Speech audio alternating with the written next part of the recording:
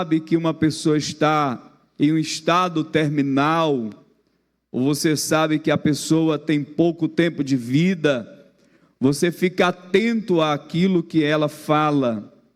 E nós sabemos, a Bíblia ela registra as últimas palavras de algumas pessoas. As últimas palavras são como um testamento. Quem não se lembra das últimas palavras do apóstolo Paulo, na segunda carta escrita ao seu filho Timóteo, capítulo de número 4, versículo 7, quando ele disse: combati o bom combate, acabei a carreira e guardei a fé. Eu não sei se você, assim como eu, deseja no final da sua vida pronunciar as palavras do apóstolo Paulo, ter alegria de ter combatido o bom combate, de não ter se esquivado do bom combate, pois a vida é nada mais, nada menos do que um combate, uma guerra espiritual. Nós vivemos difíceis e nós devemos viver em constante vigilância, pois a nossa vida em muitos momentos é um combate. O apóstolo Paulo diz que esse combate não é contra a carne, não é contra o sangue, mas é contra os principados, é contra as potestades, é contra as trevas que tentam nos ridicularizar, que tentam destruir a nossa família. Eu creio que você deve percorrer essas mesmas palavras dizendo: acabei a carreira. Queridos irmãos, está difícil acabar a carreira com sucesso. Iniciar é muito fácil. Iniciar é algo que todos fazem, mas nem todos conseguem passar do meio da carreira. E poucos chegam no final e dizem: acabei a carreira. Mas deixa eu ver nessa noite, quem deseja combater ainda o bom combate e acabar a carreira com sucesso, levante a sua mão e glorifique a Deus. Agora, o apóstolo Paulo, ele diz: olha, eu combati o bom combate, eu acabei a carreira, mas uma das coisas que ele destaca, irmão Felipe, é: eu guardei a fé. É muito triste quando alguém dedicou 20 anos da sua vida e não guarda a sua fé. É lamentável ouvirmos alguém que viveu 25 anos na igreja, servindo a Deus, e de repente apostatou da fé. Irmãos, é muito triste você viver a sua vida inteira e lá no final você apostatar da fé. Mas eu creio que nós devemos louvar a Deus e entender que quando a nossa hora final chegar, que nós possamos guardar a fé. A ideia de guardar a fé aqui, irmãos, não é a ideia de se esquivar da vida cristã, é a ideia de que eu não tenho mais de Deus dias para viver, então eu guardo a minha fé. Porque lamentavelmente, pastor Valbert, muitos ainda têm muitos dias para viver e já querem guardar a fé. Mas olha aí para o seu irmão e diga para ele: meu irmão, a fé não é para guardar quando ainda você tem muitos anos para viver. Aleluia. A fé é para guardar quando você perceber que a longevidade terminou, que os seus dias findaram e que logo você será promovido às mansões celestiais. Nós usaremos a nossa fé em todos os dias da nossa existência, para a glória de Deus. Nós costumamos usar um termo aí, que alguém quer empendurar as chuteiras, né? Não, meu irmão, não faça isso. Não guarde a sua fé, enquanto Deus ainda te deu muitos dias para viver. Que nós possamos também olhar para o apóstolo Pedro, que segundo a tradição, Ele pediu para ser crucificado de cabeça para baixo, por não se considerar digno de morrer como seu Senhor. No último momento de Pedro, ele disse: me coloquem nessa cruz, mas de cabeça para baixo, porque eu não sou digno de morrer como meu Jesus morreu. Todos sabem que a morte de Cristo foi uma morte ruim, uma morte de ridicularização, mas Pedro, para honrar o Senhor, para honrar o seu Cristo, ele disse: eu não sou digno de morrer como meu Cristo morreu. Pode me colocar de cabeça para baixo. Até nisso Pedro honrou o seu Senhor. Um homem que foi mártir no período do nazismo, Bonhoeffer, ele disse: este é o fim, para mim, o começo da vida. Aleluia! Muitos pensam que o começo da vida, ou a vida termina aqui. Eu estive recentemente ali no velório, no ponto de pregação, onde o irmão Oliveira é dirigente, e eu citei ali, eu não sei qual é a cosmovisão ou a visão que vocês têm. Alguns pensam o seguinte: está aí, acabou tudo. Alguns pensam o seguinte: vai para o purgatório. Alguns pensam o seguinte: a reencarnação. Mas os que aqui estão acreditam e têm a esperança que um dia ressuscitarão. Louvado seja o nome do Senhor. E eu disse para aqueles amigos, aqueles irmãos, que quem morrer em Cristo um dia ressuscitarão primeiro. Irmão, é tão interessante que a igreja só sobe depois que os que morrerem em Cristo ressuscitar primeiro. Louvado seja o nome do Senhor. Até nisso Deus dá honra, primeiro, para quem dedicou a sua vida, como o apóstolo Paulo e outros, que acabou a fé, guardou a fé, acabou a carreira, e estes ressuscitarão primeiro, e depois nós que estamos vivos. Só quem acredita que você vai alcançar o arrebatamento, levante a sua mão e dá um glória a Deus. Eu quero participar do arrebatamento, eu não quero ver a morte, nós participaremos do arrebatamento. Era assim que eles acreditavam, era assim que eles pensavam. Isso era tão evidenciado, irmão, que eles vendiam as propriedades para dar aos pobres, para suprir as necessidades, porque a expectativa era essa: Jesus vai voltar a qualquer hora. Lamentavelmente nós estamos meio desacreditados do arrebatamento, mas nós precisamos reavivar a nossa crença que o Senhor Jesus voltará a qualquer hora. Irmão, não está fácil, viu?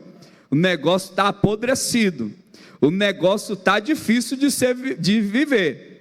Parece que a degradação, meu pastor, está indo de ladeira abaixo.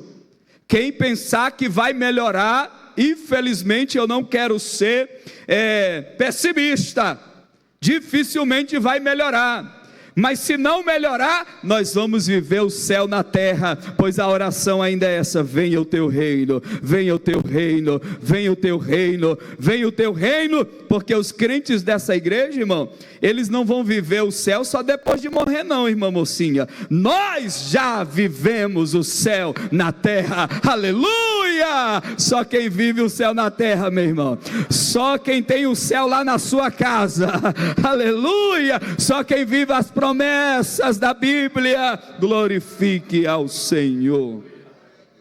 Spurgeon, no final da sua vida, ele disse: a minha teologia está em 4 palavras: Jesus morreu por mim. Aleluia. Oh, mesmo nos seus últimos momentos, essa expressão evidenciava a sua esperança, que nem tudo estava terminado. Agora, irmãos, rapidamente, se as últimas palavras de homens de Deus têm tanto peso, quanto mais as últimas palavras de Jesus Cristo na cruz, que são eternas e salvadoras Louvado seja o nome do Senhor. Eu quero apenas fazer a introdução, depois a gente pode fazer uma série de mensagens e pregar pelo menos uma palavra a cada culto de ceia. Mas a primeira expressão que Jesus utilizou foi a palavra perdão. Diga perdão. Diga perdão. Lucas 23:34 ele diz: Pai, perdoa-lhes, porque não sabem o que fazem.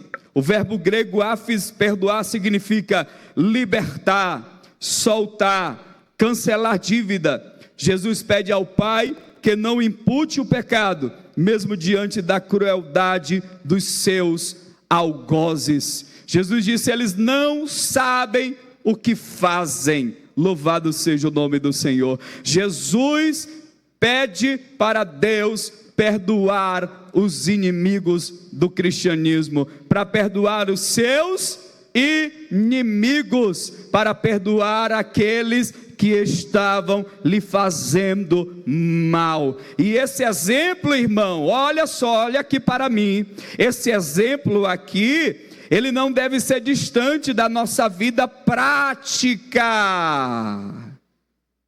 porque na teologia existe a ortopraxia e existe também a prática. A ortopraxia, irmão, o que, pastor? O que é isso? Que mistério é esse? É o ensinamento. Tem muita gente que vive ali olhando o ensinamento. É igual aquela expressão: faça o que eu digo, mas não faça o que eu faço, né? Então, irmãos, mas existe a ortopraxia. A ortodoxia é o ensinamento é o conhecimento, o ensinamento, e a ortopraxia é a vivência daquilo que nós ensinamos, é viver a palavra de Deus. É difícil viver a palavra, mas o exemplo foi deixado. Se vamos viver ou não, é uma decisão nossa. Mas se você quiser padrão de perdão, não venha me dizer que você não tem, porque você tem um padrão de perdão. Nós temos uma referência de perdão, nós temos um memorial de perdão. O próprio Senhor, nos seus últimos momentos, ele pede para o Pai: Pai, perdoa eles, porque não sabem o que fazem. Louvado seja o nome do Senhor Jesus. A segunda palavra, irmãos, é a palavra salvação. Diga salvação.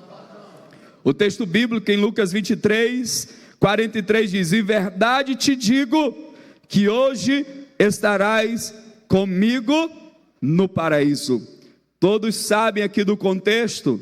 Um dos malfeitores zombava, mas o outro reconhecia a sua culpa e inocência de Cristo. E aí ele aproveitou a oportunidade. Ele disse: lembra-te de mim, lembra-te de mim, lembra-te de mim, lembra-te de mim. Aleluia. Quem quer dizer nesta noite, diga a Jesus: lembra-te de mim, Senhor. Eu sou pecador, mas lembra-te de mim. Aleluia. Sabe o que foi que Spurgeon disse? O primeiro homem, irmã Eliette, a entrar no paraíso pelo poder do sangue de Cristo era um ex-ladrão. Olha aí para o seu irmão, diga para ele assim: ei, irmão, eu não sei o tamanhozão do teu pecado, viu? E nem da noda que te segue, mas o sangue de Jesus já te purificou de todo o pecado. Aleluia. Oh, Rabainderiacandaramai, o sangue de Jesus já purificou os teus pensamentos, já purificou você de todos os pecados. Se o diabo está falando no teu ouvido, te acusando, diga: vai-te para lá, Satanás, porque o sangue de Jesus é maior do que o meu pecado, é maior do que a minha mazela, é maior do que a minha transgressão, é maior do que a minha iniquidade, é maior, é maior, é maior, é maior. E aí dizem por aí que nós vamos ter surpresa no céu. Porque, irmãos, nós queremos botar todo tipo de gente bom. Glória a Deus, os que são bons vão mesmo. Mas lá nós vamos encontrar um bocado de ex-prostituta, mulher samaritana, ex-endemoniado, o gadareno, aleluia, ex-perseguidor de igreja, o nosso irmão Paulo. Oh, meu irmão, não importa como você vivia, no dia que você encontrou Jesus, Ele te lavou e te deu uma nova história. Viva a nova história que Jesus te deu. Não fica flertando com a história antiga que você vivia, não. Porque eu sei que muitas vezes a gente quer recorrer aos nossos pecados e ao nosso passado. Uma outra palavra, irmãos, para me encaminhar para o final, diga cuidado. João 19, 26 a 27, ele diz: mulher, eis aí o teu filho, eis aí a tua mãe. O contexto aqui, irmãos, é que Maria e João estavam ao pé da cruz. Jesus mesmo em agonia organizava o cuidado familiar, mostrando que o evangelho não negligencia as responsabilidades humanas. Eu estive pregando recentemente e eu disse ali que a nossa cosmovisão, pastor, Deus vem em primeiro lugar, é assim? Deus vem em primeiro lugar, a família vem em qual lugar, irmão? Em terceiro ou em segundo? É segundo, é? É segundo? Ou é a igreja em segundo? Eu estou em dúvida se é a igreja ou se é a família. Me ajude aí, irmã Eliette. É a família? Ah, tá certo. Então vamos lá. Em primeiro lugar é a igreja, é isso? Não, em primeiro lugar é quem, igreja? Só para ver se nós já aprendemos, né? Segundo lugar é quem, igreja? E terceiro, muitas vezes a igreja vem em primeiro lugar na vida de muita gente. Quando, pastor? Quando você não tem tempo para orar, mas tem tempo para a igreja. Quando você não tem tempo para ler a Bíblia, mas tem tempo para a igreja. Quando você tem tempo para a igreja, mas não tem tempo de qualidade para a família. E aí nós estamos aprendendo que Deus em primeiro, a família em segundo e a igreja em terceiro. Mas nós estamos invertendo. Muitas vezes a igreja em primeiro, a família em segundo e Deus, se quiser, Ele pega o resto. Mas Jesus, Ele se preocupava com a organização familiar. Eu costumo dizer, irmãos, que o maior evangelista não é aquele que ganha 1 milhão de almas e perde a sua família. O maior evangelista foi Noé, que pregou 120 anos, não ganhou uma alma, mas ele não deixou de fora ninguém da sua família. Esse foi o maior evangelista. Quem quer ser o maior evangelista? Levando a família, levando a família. Aí quando o filho disser assim: papai, eu vou, mas eu vou agarrar no teu pé. Não, meu filho, não dá certo, porque a salvação é minha e a tua é a tua. Eu vou te ensinar, meu filho, você faz a tua parte, eu faço a minha, e nós vamos juntos para a glória de Deus. Louvado seja o nome do Senhor. Só para finalizar, irmãos, diga a quarta palavra, diga substituição. Substituição, só lê o texto, Mateus 27, 46, Deus meu, por que me desamparaste? Olha só, a quinta palavra, humanidade, lá em João 19, 28, diz, tenho sede. A sexta palavra que Jesus pronunciou, está em João 19, 30, está consumado, aleluia, tetelestai, significa está pago, foi concluído, é o termo usado para dívidas quitadas, indica que a obra da redenção foi completa. J.C. Hiller, ele diz, essas palavras não foram o lamento de um moribundo, mas o grito, aleluia, aleluia, não foi o lamento de um moribundo, mas o grito de um vencedor.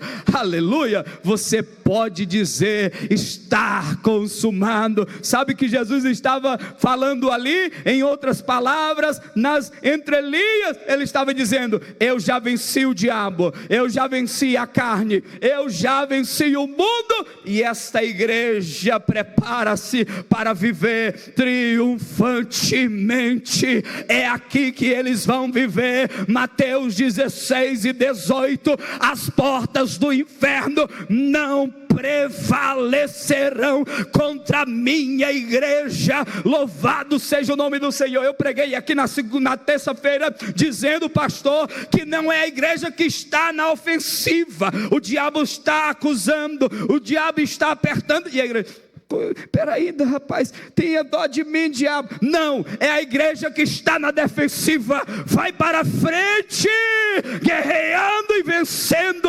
As portas do inferno não prevalecerão contra a igreja. No período da pandemia, alguém pensava: vai acabar. Ei, meu irmão, não vai acabar, porque o dono da igreja é Jesus Cristo. Ele já venceu o diabo, o pecado, o mundo, só para dar vitória para a igreja. Eu concluo. Olha aí para o seu irmão e diga assim: irmão, você pode estar vivendo como um derrotado, um inferior, só porque tu quer, porque Jesus já disse: está consumado. Tu é vencedor, tu é vencedor. E isso não é palavra de autoajuda, é palavra de Jesus. Ele já venceu. E por fim, a entrega: Pai, nas tuas mãos entrego o meu espírito. Que Deus possa nos abençoar. Está consumado, e essa igreja é vitoriosa em nome de Jesus.